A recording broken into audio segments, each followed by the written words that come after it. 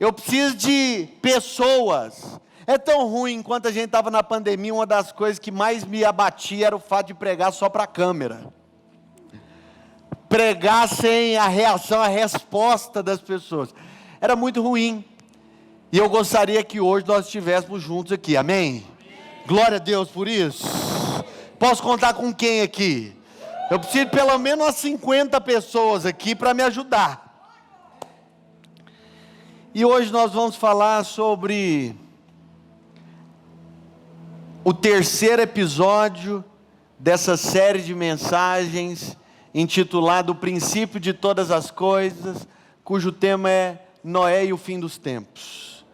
E é a primeira mensagem que a gente prega de cunho escatológico. Nós não vamos nos aprofundar um aspecto objetivo, doutrinário, vai se deter a um aspecto mais subjetivo, mas eu gostaria de utilizá-lo como um pano de fundo, para que na ocasião em que formos nos aprofundar sobre o fim dos tempos, nós já tenhamos um terreno pavimentado. Eu gostaria que aí no seu lugar você fechasse seus olhos, curvasse sua cabeça, e que você mesmo orasse, falando: Senhor, fala comigo, me abre os olhos, me concede entendimento. Ô Espírito, pedimos para que o Senhor nos leve à operosidade da Escritura, para que o Senhor nos conceda a palavra viva, revelada. Essa é a nossa oração, Jesus. Traduza as verdades ditas de modo natural em verdades reveladas. Descortina nossos olhos, abra-nos um entendimento e glorifica o Teu nome, em o nome de Jesus. Amém.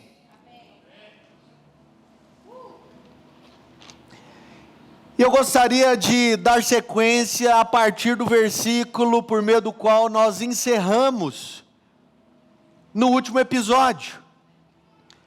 Nós encerramos a ministração do último domingo, fazendo a citação do texto que se encontra em Gênesis capítulo 3, versículo 15. E a Escritura diz: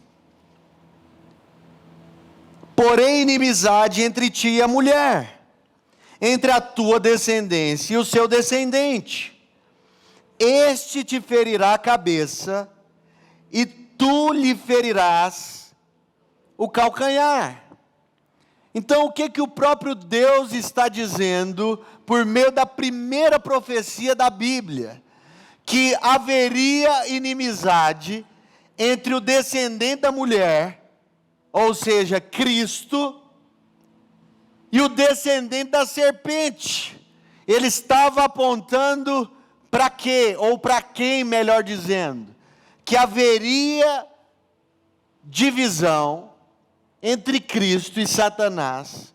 E embora Satanás pudesse ferir a Cristo, e a Escritura diz que Cristo esteve no coração, no ventre da terra por 3 dias, mas depois do terceiro dia, ele ressuscitou e esmagou a cabeça de Satanás.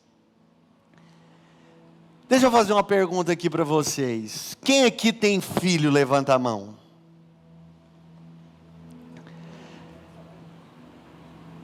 Nós temos algumas pessoas que têm filhos aqui, mas mesmo você que não tem, vai estar sintonizado com o comentário que eu quero fazer.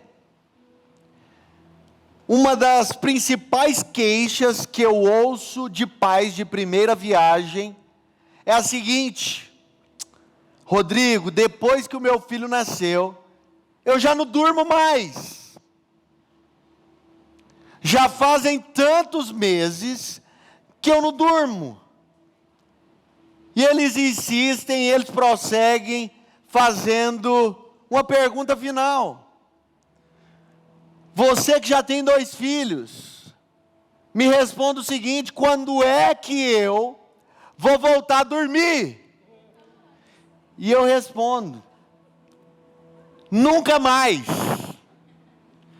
Porque depois desse período de amamentação, lactação, desfraude, transição do berço para a cama, o caldo engrossa. De vez em quando aparece um zumbi lá no pé de sua cama, um gnomo, um duende, que começa a puxar um edredom e você levanta pé de pato, mangalô 3 vezes. Que é isso? É o menino: pai, pega água para mim. Pai, eu posso dormir com você. Mas não para, porque depois o menino vai para a escola, vai para a faculdade, muda de país, anda com as próprias pernas. E parece que, independente da idade desse marmanjo, ele sempre vai continuar sendo o queridinho da mamãe. Mas eu gostaria de me deter a uma etapa específica da vida de um filho, ou melhor dizendo, de uma criança, que é a fase das perguntas. Você está com um menino e ele pergunta: pai, por que esse teto é preto? Pai, por que o meu tênis tem cadarço? Pai, por que eu tenho que dormir? Pai, por que tem 2 buracos no meu rosto, pai? Pai, por que meu cabelo é dessa cor e o da minha irmã é de outro? As perguntas mais óbvias parecem nunca ter fim.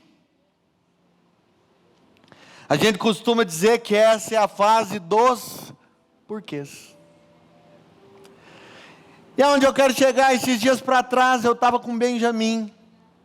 Eu costumo, dentro do possível, introduzir o Benjamin na minha rotina, para que eu possa construir uma referência masculina e paterna para com ele ainda na infância. E esses dias, enquanto nós voltávamos do barbeiro, ele me fez uma pergunta: pai, essa música aí é tão bonita, como é que faz para eu ser amigo de Deus? Hoje, vou abrir um parêntese, enquanto pela manhã eu preparava a ministração, eu comecei a chorar, e a porta do escritório estava aberta. Aí o Benjamin abriu a porta, e falou: meu Deus, meu pai está chorando. Maitê, meu pai está chorando. E a Maitê chegou lá: pai, o que aconteceu? Não chora não, pai, eu vou arrumar o quarto.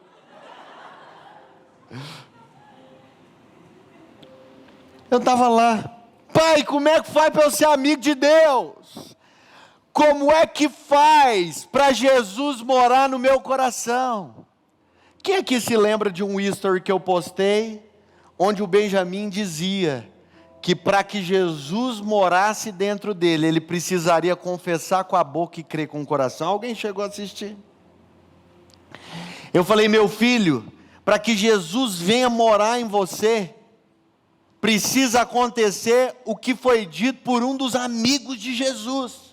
Inclusive um desses amigos de Jesus escreveu um livro, e ele falou que todos quanto recebem se tornam filhos de Deus. E num outro livro está escrito que para que você se torne filho, você precisa confessar com a boca e crer com o coração.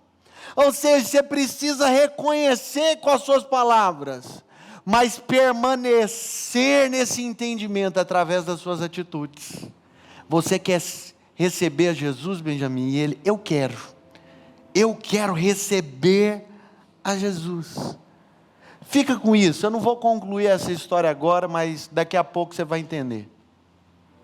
Recapitulando o que nós tratamos nos episódios anteriores, a gente vai concluir que no primeiro episódio, no capítulo 1, a partir do versículo 26, a gente entende que Deus cria o homem à sua imagem e semelhança, para que esse pudesse expressar a Deus, a fim de que todo povo, língua, tribo, raça e nação conhecesse a Deus. Em suma, que a terra fosse cheia da glória de Deus. Mas no segundo episódio, ali no capítulo 3, a gente percebe que a serpente, o mais astuto, sagaz dos animais selvagens, introduz uma mentira, um desvio doutrinário. Aquilo que nós chamamos de sofisma, é uma mentira que tem cara de verdade. E através da introdução desse falso ensino, ela induz ao homem a comer do fruto que Deus havia proibido. Mas preste atenção, no versículo 15 do capítulo 3, nós encontramos algo que a teologia chama de proto-evangelho. O que é o proto-evangelho? É o pontapé, é a primeira menção, é o primeiro anúncio de uma boa notícia. E quem anuncia de forma primária de que esse não seria o desfecho final da história humana é o próprio Deus. E o que o próprio Deus está dizendo? Embora eu tenha direito a vocês por tê-los criado, o diabo interviu e interrompeu o processo, mas eu virei e os comprarei de volta para mim mesmo. Aqui é a promessa de um plano de redenção, de que Deus nos compraria de volta para si. Mas como esse não é o cerne daquilo sobre o qual iremos discorrer hoje, eu preciso inteirá-los sobre 2 capítulos, os 2 capítulos subsequentes. O capítulo 4 é o capítulo que relata, descreve a história de Caim e Abel. Acontece ali no capítulo 4 o primeiro assassinato da Bíblia. Mas não para por aí. Depois de Caim ter fugido, ter sido expulso e passado a andar errante pela terra, a sua descendência começa a fazer o quê? Ela começa a construir cidades e dar nomes para essas cidades. Mas esse não é o fim. A descendência de Caim é conhecida como uma descendência que foi habilidosa, que era habilidosa em realizar obras, em produzir instrumentos. Em outras palavras, é uma descendência que objeta, que repudia, que se posiciona contra a direção de Deus. E por qual motivo? Nós prosseguimos para o capítulo 5. No capítulo 5 nós vemos que Adão tem outros filhos. E um dos filhos que Adão tem é Sete.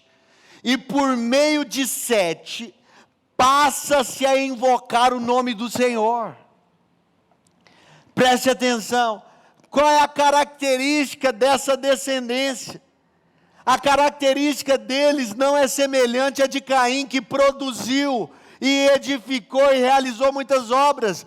A característica predominante dessa descendência é que eles geravam filhos para Deus. E a Escritura diz assim: fulano viveu 300 anos, e fulano viveu 800, 600 anos, e gerou filhos e filhas. Não entra em detalhes. Mas é também no capítulo 5 que é feita menção de um homem de Deus que estabelece para nós o caminho que devemos percorrer. E esse homem é Enoque. E a Bíblia fala que Enoque andou com Deus. E depois de ter andado com Deus, ele gerou filhos e filhas. E depois de ter gerado filhas e filhas, a gente não sabe dizer o que, mas aquele homem agradou a Deus de tal forma que Deus o tomou para si. E esse é o padrão que honrou a Deus, de uma geração que seguiu a ordenança de Deus. Qual era a ordenança de Deus? Estava lá no versículo 28 do capítulo 1. Sejam fecundos, se multipliquem, povoem a terra. Aqui está alguém que mesmo diante da oposição ao governo de Deus, decide trazer de volta o ponto central da proposta divina. Mas prosseguindo, e aqui a gente se aprofunda. No capítulo 6 a gente percebe que a consequência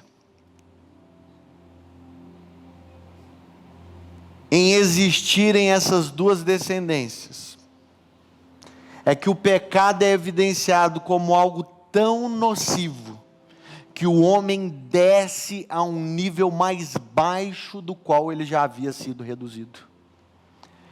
E o coração do homem é tomado de uma proporção de maldade e devassidão ainda maiores do que aquilo que introduziu Adão e Eva à queda.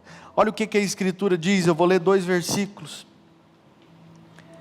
Gênesis 6:5 diz assim: viu o Senhor que a maldade do homem se havia multiplicado na terra, e que era continuamente mal todo o desígnio do seu coração. De forma esporádica, de forma parcial, não.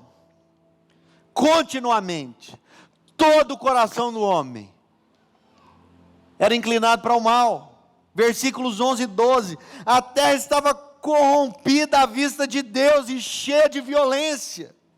Viu Deus a terra, e eis que ela estava corrompida, porque todo ser vivente havia se corrompido em sua trajetória na terra. E a gente percebe que o desfecho de tudo isso evidencia uma característica de Deus, que até então não tinha sido evidenciada. Aqui nós enxergamos que existe um limite com relação à paciência de Deus. Existe um limite com relação à tolerância de Deus. Parafraseio o que Salomão diz em Eclesiastes capítulo 6. Ele fala: filho meu, alegre-te na tua juventude, recreie-te na tua mocidade, siga os apontamentos que faz o teu coração. Saiba, porém, que de todas essas coisas, Deus lhe pedirá contas. No capítulo 6 de Gênesis, fica evidente que existe um limite para a paciência de Deus. Existe um limite para a tolerância de Deus. E a gente percebe que nos versículos 4 e 5 acontece o seguinte: Deus fala: então disse o Senhor, o meu espírito não agirá para sempre no homem, pois este é carnal, e a consequência disso é que os seus dias se encerrarão com 120 anos. Ora, naquele tempo havia gigantes na terra, e também depois, quando os filhos de Deus possuíram as filhas dos homens, as quais lhes deram filhos, estes foram valentes, varões de renome na antiguidade. O que acontece aqui? Existem pelo menos 2 interpretações teológicas que trazem clareza sobre o que estava acontecendo. A primeira delas é que dá origem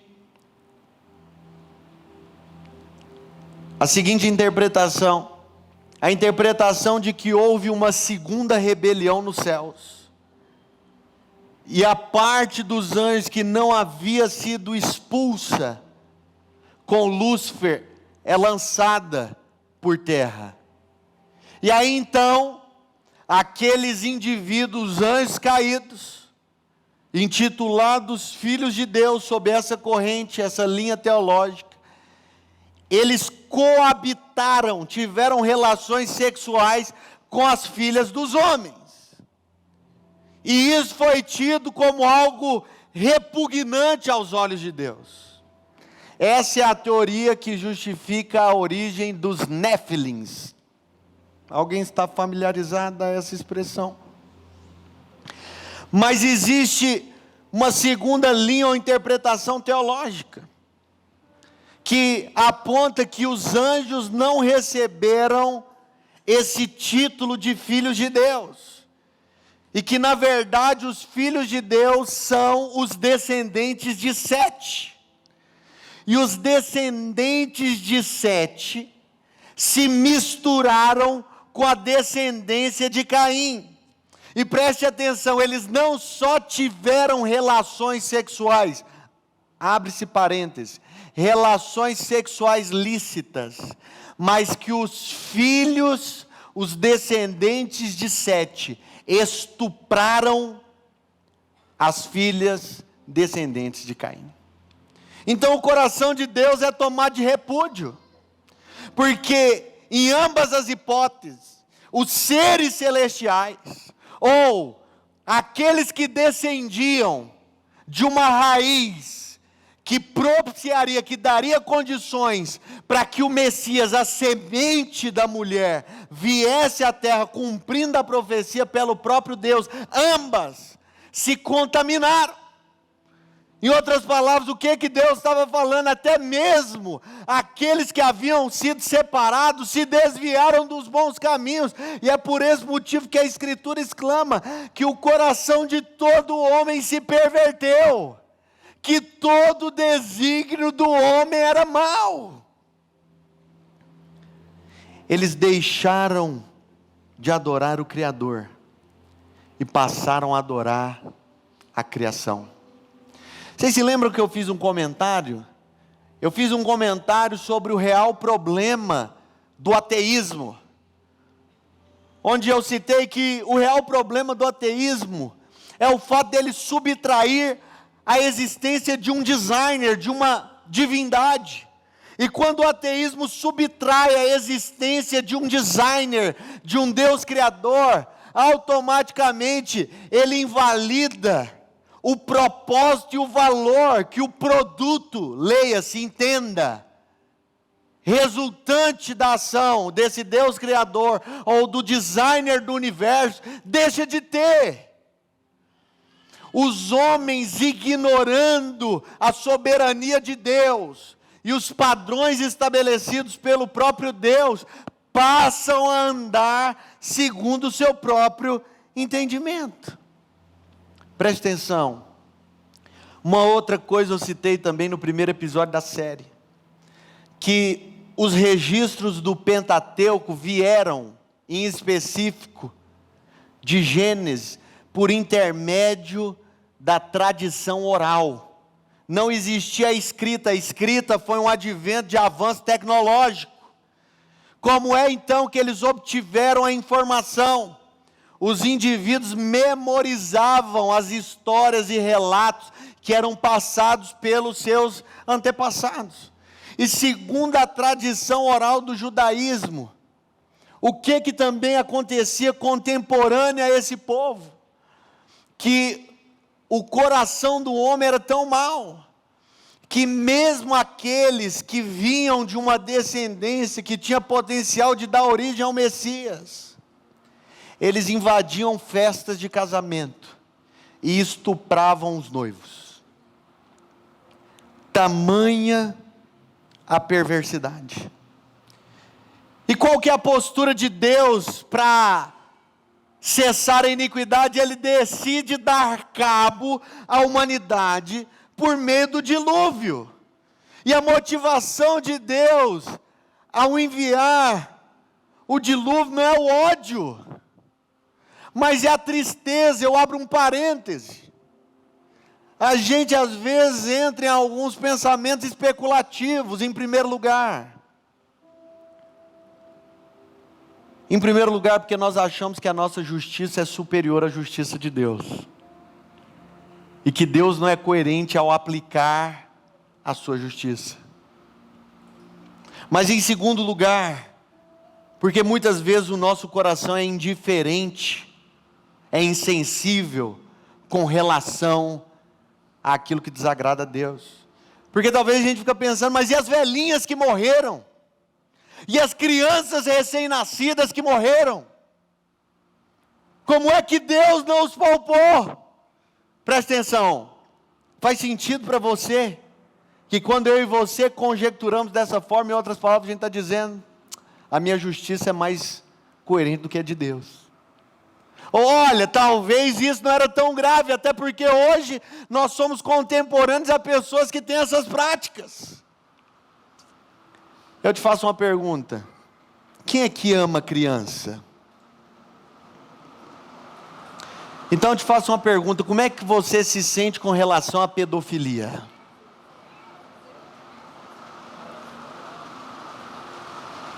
Porque você ama a criança e corrobora, é insensível para com a pedofilia, tem algo errado. Mas deixa eu te falar uma coisa, se eu e você somos humanos, e isso nos entristece, agora imagina o coração de alguém que é completamente santo, em relação a todos esses ocorridos. Preste atenção, aumenta o volume um pouco, por favor, Elias. Preste atenção, mas paralelo a isso, o que acontece? A Escritura fala em 2 Crônicas, capítulo 16, versículo 9, porque quanto ao Senhor, os seus olhos passam por toda a terra, para mostrar-se forte, procurando aqueles cujo coração é totalmente dele. Então, mesmo diante desse nível de devassidão, os olhos de Deus, ao passarem por sobre a terra, eles encontram um homem. A Escritura diz no capítulo 6, versículo 9, que Noé encontra graça, encontra favor aos olhos de Deus. E preste atenção, é o fato de Noé ter encontrado graça aos olhos de Deus, que faz com que Deus não apenas o salve junto à sua família, mas que entregue toda a terra como herança a Noé, para que designe Noé a reproduzir, preste atenção, toda a espécie humana, a partir da mesma semente que o originou. Eu não sei se você consegue enxergar a profundidade disso, mas Deus não apenas o salva, Deus o entrega à terra por herança, Deus o incumbe da tarefa. Abre um parêntese, contemporânea a você existe uma geração que tem se dobrado, se pervertido, mas eu encontrei você um homem segundo o meu coração. Preste atenção o que a Escritura diz em Mateus capítulo 24, do 37 ao 39. Pois assim como foi nos dias de Noé, também será a vinda do Filho do Homem. Porquanto assim como nos dias anteriores ao dilúvio, comiam e bebiam, casavam e davam-se em casamento, até o dia em que Noé entrou na arca, e não perceberam, senão quando veio o dilúvio e os levou a todos, assim será também a vinda do Filho do Homem. Naquela ocasião, o encerramento da raça humana veio por intermédio da água, mas na segunda vinda do Messias, ela será com fogo. Agora eu prossigo a história que eu estava contando sobre o Benjamim, mas antes disso eu faço a citação de um outro texto bíblico. Gênesis 6:9 diz assim: eis a história de Noé. Noé era um homem justo e íntegro entre os seus contemporâneos. Preste atenção, Noé andava com Deus.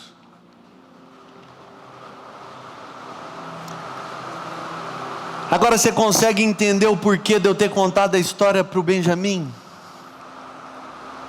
Se eu e você queremos ser encontrados como amigos de Deus, se eu e você queremos construir uma vida de intimidade com Deus. Isso não vai acontecer se nós não nos dispusermos a andar com Ele. Eu perguntei para o Benjamin: Benjamin, você deixa qualquer pessoa entrar no seu quarto? Benjamin, você deixa qualquer pessoa brincar com seus brinquedos? Benjamin, você compartilha o seu coração com qualquer pessoa que você encontra? Deixa eu fazer um outro comentário. Esses dias me perguntaram, na verdade há um tempo atrás, Rodrigo, o que é que você gostaria que dissessem ao seu respeito se você morresse antes de Jesus voltar? E aqui fica uma resposta muito válida. E o Rodrigo andava com Deus. E se eu e você queremos ser encontrados como Noé, mesmo nos tempos do fim, eu acredito em algo, e aqui eu começo a pregação, que eu e você precisamos nos dispor a andar com Jesus. E eu elenquei aqui 4 características. A pregação poderia se resumir a isso, mas foi necessário que eu os contextualizasse. Em primeiro lugar, andar com Deus implica em nos relacionarmos com Ele. Eu quero fazer uma pergunta.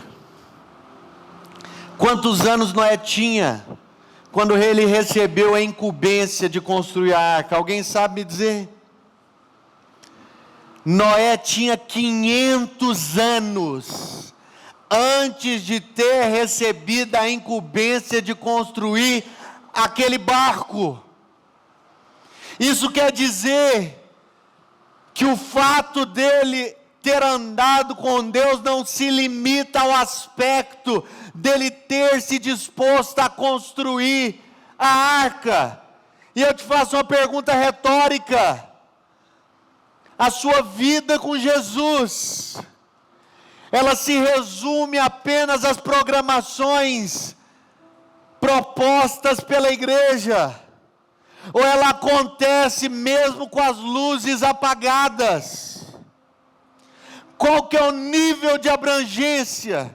Qual que é o nível de extensão? Porque, sendo bem honesto, me preocupa o fato de muitas pessoas estarem sendo movidas por um espírito ativista, que requer que inúmeras programações sejam executadas para que nós estejamos juntos. Isso no mínimo reflete o nível de rasura das nossas raízes.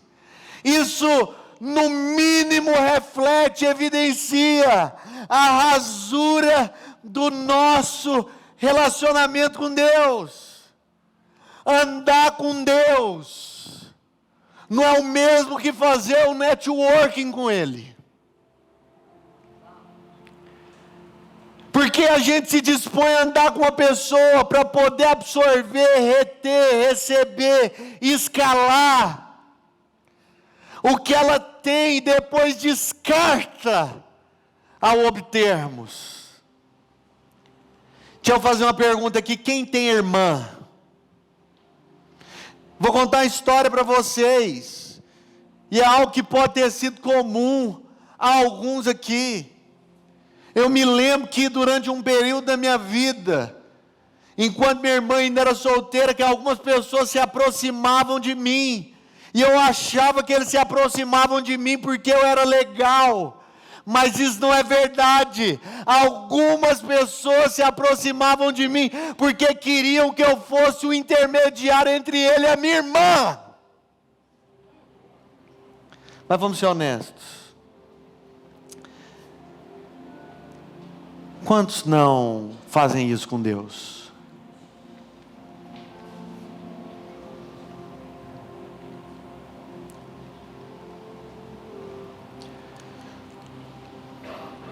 O que Noé estava fazendo aqui? Noé estava seguindo os passos do seu bisavô. Deixa eu falar algo. É necessário que nós voltemos ao fundamento. É necessário que nós não fujamos daquilo que é basilar.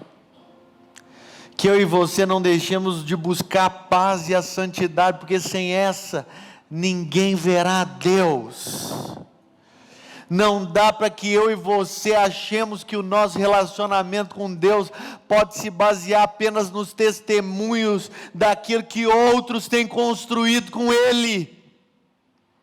Eu e você precisamos escrever a nossa história. Eu vou abrir um parênteses liberando uma palavra de conhecimento aqui. Qual que é o problema de alguns cristãos? Talvez eles não se encontrem em profunda decadência, como às vezes eu aponto. Mas eu senti no meu espírito durante essa semana que tem muita gente que não está em plena falência espiritual, mas ele está bebendo da água que ele cavou há muitos anos atrás e essas fontes estão se secando.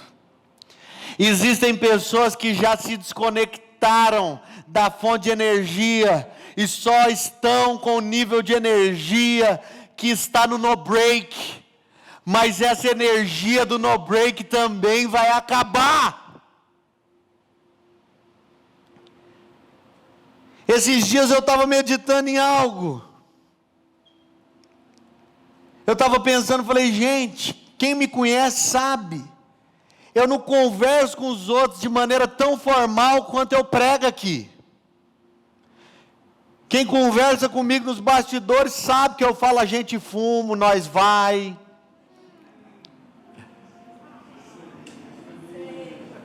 Presta atenção.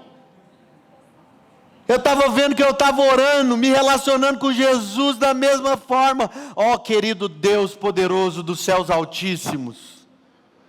E eu fiquei pensando, eu não falo com a Jordana desse jeito. Você já viu quando eu prego, eu falo assim, eu até concordei errado aqui, você já viu. Tem gente que nem entendeu, né?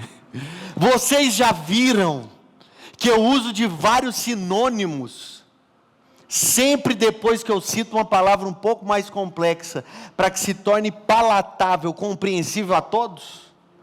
Então eu falo, nós fomos, a gente estava lá, e não é de ver. E eu estava orando, ó Senhor Deus, amanhã eu irei, eu vou, eu estarei. E eu fiquei pensando, se eu falar com a Jordana desse jeito, ela joga uma colher de pau na minha cabeça.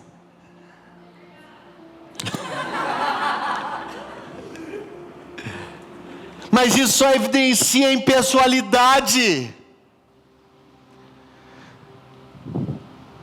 A necessidade de nos desnudarmos, de nos despirmos, e de construirmos algo que é real, algo que é íntimo, algo que é verdadeiro. Então deixa eu te falar, andar com Deus reflete em nos relacionarmos com Ele em primeiro lugar, mas em segundo lugar, andar com Deus reflete em ouvirmos a Deus e sermos guiados por Ele.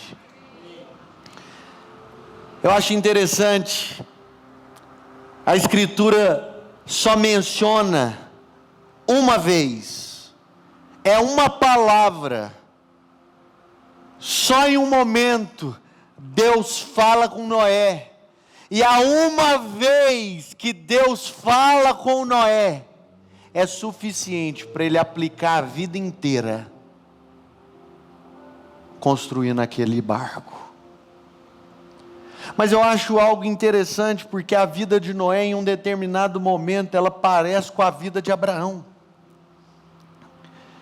E você vai perceber que principalmente na ocasião em que aqueles anjos visitam Abraão e Sara ri, e é por esse motivo que o descendente legítimo de Abraão recebe o nome de Isaque, que significa riso, alegria.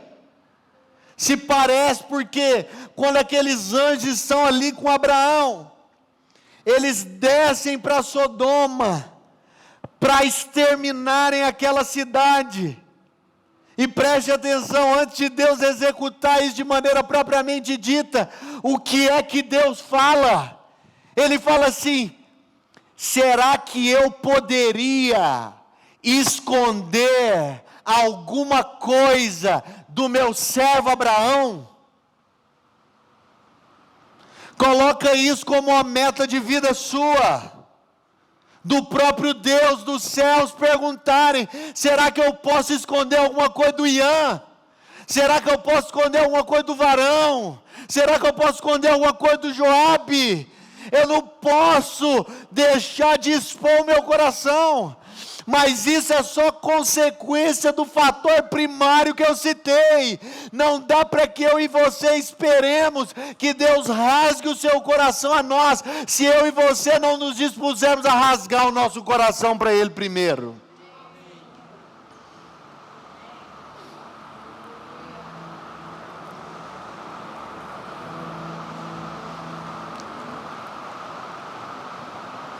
Deixa eu te falar. Eu penso que Deus chega em Noé e fala: Noé, eu estou muito triste. A palavra no original, se arrependeu. A Bíblia fala que Deus se arrependeu de ter criado ao homem. Só que em Números 22 a Bíblia fala que Deus não é homem para mentir, nem filho do homem para se arrepender. Então, à luz do princípio da inerrância bíblica, a Escritura não está se contradizendo. O que é então que essa palavra arrepender significa? Que Deus se entristeceu profundamente. Será que eu e você temos ouvido isso de Deus? Meu filho, eu estou triste, abatido, eu estou com o coração em frangalhos, em lágrimas, por causa do que tem acontecido. E aqui eu trago uma outra palavra. Enquanto eu preparava, o Senhor falou ao meu coração: eu e você, preste atenção, precisamos parar de fazer aquilo que nós não temos convicção que Deus nos apontou para executar. Muitas vezes eu e você fazemos porque é mais rentável, porque é lucrativo, porque é vantajoso, porque nós estamos disponíveis. Mas sabe de uma coisa? Mais exitoso do que fazermos e executarmos o que é rentável, é fazermos aquilo que Deus nos chamou para fazer. Então, em segundo lugar, andar com Deus é ser guiado por Ele. Mas em terceiro lugar, andar com Deus é crer. Deixa eu te falar algo. Moralismo religioso e conversão são duas coisas completamente distintas. Eu te faço uma pergunta. Como Paulo diz aos Romanos: você se tornou só mais um pecador moralista? Ou você mesmo está aqui nessa noite como resultado de uma conversão genuína em Deus? Porque é impossível andar com Deus se não for pela fé. O justo, como diz a Escritura, ele vai andar, ele vai viver pela fé. Andar com Deus é crer. O que tinha acontecido? A Bíblia fala que não tinha caído uma gota de chuva na terra. O que regava a vegetação era um orvalho que brotava da própria terra. A região em que Noé estava não era litorânea, mas Deus disse a Noé e ele creu. Eu acho que o povo passava perto de Noé e falava: olha a onda! Olha a chuva! E mesmo sendo motivo de chacota, ele permaneceu por 120 anos, construindo a arca. O mercado fala que a esfera das vendas é para os agressivos, mas a Bíblia fala que a terra são dos mansos. eu e você devemos deixar de andar por aquilo que nós vemos e passar a andar pela fé na palavra de Deus. Eu vou contar um exemplo, transicionar para o último ponto e o time de adoração pode vir. Eu já contei esse exemplo, mas enquanto eu pensava, eu me lembrei dele. Eu me lembro que eu tinha 1 ano de casado, mais ou menos, e a Jordana engravidou, mas 3 meses depois ela perdeu a gestação. Ela teve então que fazer o processo de curetagem, e depois de ter pegado ali a amostra de material para receber um parecer do médico, a médica disse o seguinte: olha, eu quero falar para vocês não têm compatibilidade genética, e se vocês vierem a ter filhos, eles vão nascer com alguma deficiência física. Eu me lembro que naquela época, eu tive que ouvi-la. Seria ignorância não ouvi-la, seria imaturidade da minha parte, ignorar aquele episódio. Só que eu me lembro que naquela mesma ocasião, eu virei para ela e falei: seja Deus verdadeiro e todo homem mentiroso. Deixa eu te contar algo, não foi de um dia para o outro que o Benjamin, o nosso primogênito, nasceu. Todo mês passava um aperto no meu coração, porque eu pensava, está apenas se evidenciando o que foi dito por aquela mulher. Eu me lembro que a Jordana ficava em crise, e eu falava para ela, declarando em fé para mim mesmo, porque eu estava passando por uma crise interna. Eu falei: meu bem, só não aconteceu porque eu e você não decidimos em fé, porque no dia em que isso aconteceu, nosso filho virá. E eu me lembro que a gente procurava não tocar no assunto, mas todo mês era aquele frio na barriga. Eu me lembro uma vez, e isso está como um testemunho, um memorial diante de Deus. A Jordana colou grau no seminário, e ela postou assim: já me formei, agora só falta o baby. 1 semana depois nós descobrimos que ela estava grávida do Benjamin. A fé, ela não ignora os fatos. A fé não é oposição aos fatos, mas ela é uma oposição a andarmos por vista. Ela é uma oposição a andar pelo que vemos. A Escritura diz: visto que nós não andamos pelo que vemos, nós andamos pela fé. Deixa eu te dizer uma coisa, pode ser que existam inúmeras palavras de Deus sobre a sua vida que não se cumpriram. Não se deixe abater por causa disso, porque eu e você não andamos por aquilo que nós vemos, eu e você andamos pela fé. Eu e você somos daqueles que se dispuseram a andar com Deus.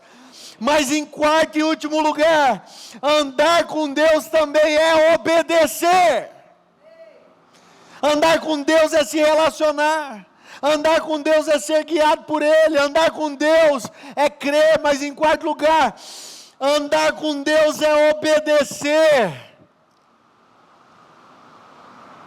O alfabeto dos homens começa com ABCD, mas o alfabeto de Deus começa com obedecer. Deixa eu te falar algo. A epístola de Tiago diz que se a nossa fé não é evidenciada por meio das nossas obras, atitude, a nossa fé é morta. Deixa eu te fazer uma colocação. Noé ficou 120 anos construindo aquela arca, aplicando sua energia, aplicando seus recursos. Eu sei que a gente assiste aqueles filmes mentirosos, coloca um exército extraterrestre para ajudar Noé, mas não teve nada disso.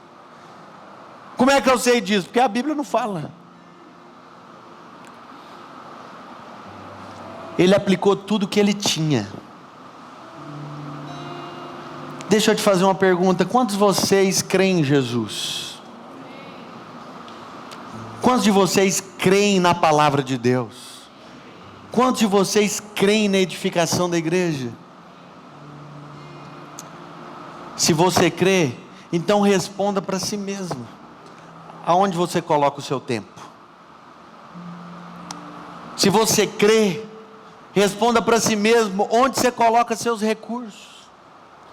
Se você crê, me responda algo, quais são as suas prioridades? Porque a fé, ela refuta a passividade e pressupõe a intensidade. Aonde você tem aplicado a sua intensidade, aonde você tem aplicado sua energia, aonde você tem colocado o melhor que você tem.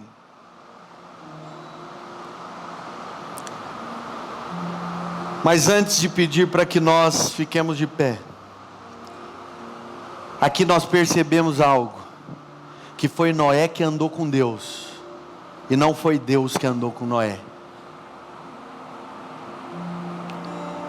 Aonde eu quero chegar?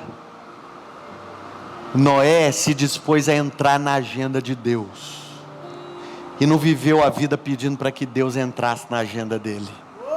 Tem muita gente que se frustra, que se abate, que desanima, porque vive numa eterna queda de braço. Foi enredado por causa dessas mentiras, esses desvios teológicos, que pressupõem que Deus, para ser Deus, Ele tem que atender aos seus pedidos como de uma criança mimada. E se Deus não fizer um milagre, ou te livrar das enrascadas que você mesmo entrou, você passa a questionar Deus.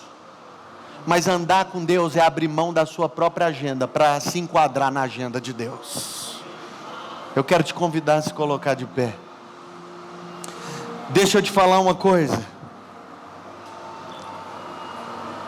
O resultado da vida de Noé não é mérito dele, é mérito de Deus.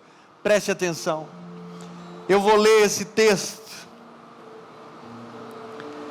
Gênesis 5, 28 e 29 diz assim: Lameque viveu 182 anos e gerou um filho, e pôs o nome do seu filho de Noé, dizendo: Este nos consolará dos nossos trabalhos e das fadigas de nossas mãos, nessa terra que Deus amaldiçoou.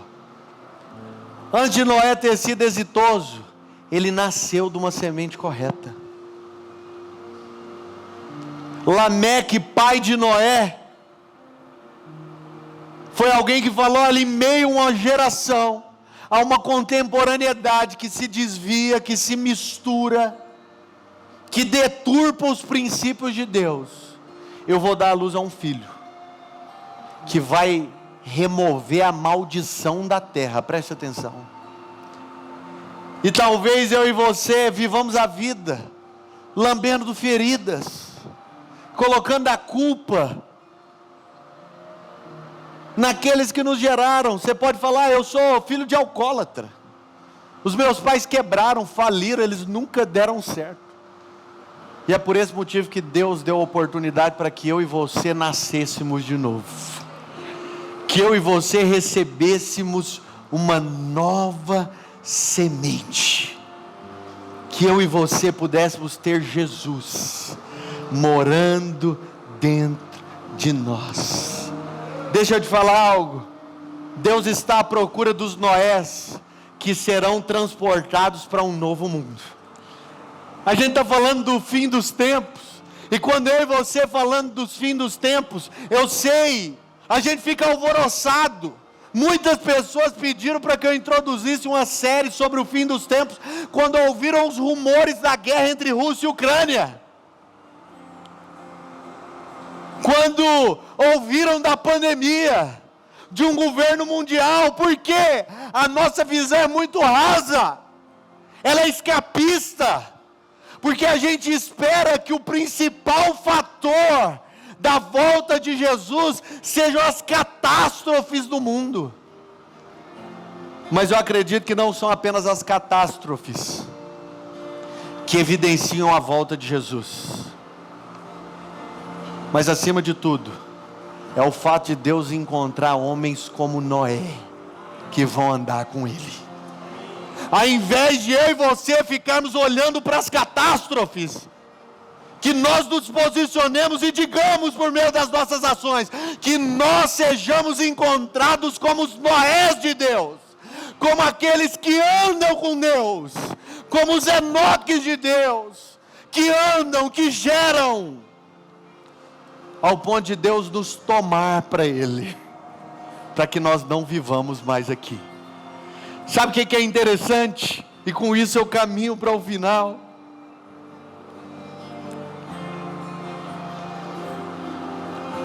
A arca, depois de pronta, ficou com a porta aberta durante 7 dias. Qualquer um podia ter entrado. Se aqueles homens que estupravam noivos, se aqueles indivíduos que se perverteram, que erraram, que se desviaram do caminho de Deus, tivessem se arrependido, eles também seriam salvos. Deixa eu te falar algo, a arca não é a igreja, a arca aponta para Cristo. Ele está à porta e bate. Se alguém ouvir a sua voz e abrir o seu coração, Ele entrará em sua vida e o fará uma nova criatura. Porque se alguém está em Cristo, este é feito nova criatura. Se assim é, as coisas antigas se tornam passado e Deus faz tudo novo. Eu acredito que o principal advento, a principal evidência do fim dos tempos não são as catástrofes, mas é o fato de Deus levantar os seus Noés, os homens que vão andar com Ele. Se você deseja viver uma vida e andar com Jesus, se você deseja se submeter e se consagrar a Ele, eu gostaria de te convidar a levantar as tuas mãos e dizer: Senhor, que quando os teus olhos passarem por sobre a terra, que assim como o Senhor encontrou Noé, Ele possa me encontrar, Senhor. Espírito Santo, aqui estão as nossas vidas, aqui estão os nossos corações, eles são teus, depositados no teu altar. Oh, e como disse o apóstolo Paulo, e seja achado nele, não tendo justiça que procede de lei, senão aquela que procede da fé, aquela que é proveniente de Cristo, reflexo da obra redentora do Calvário.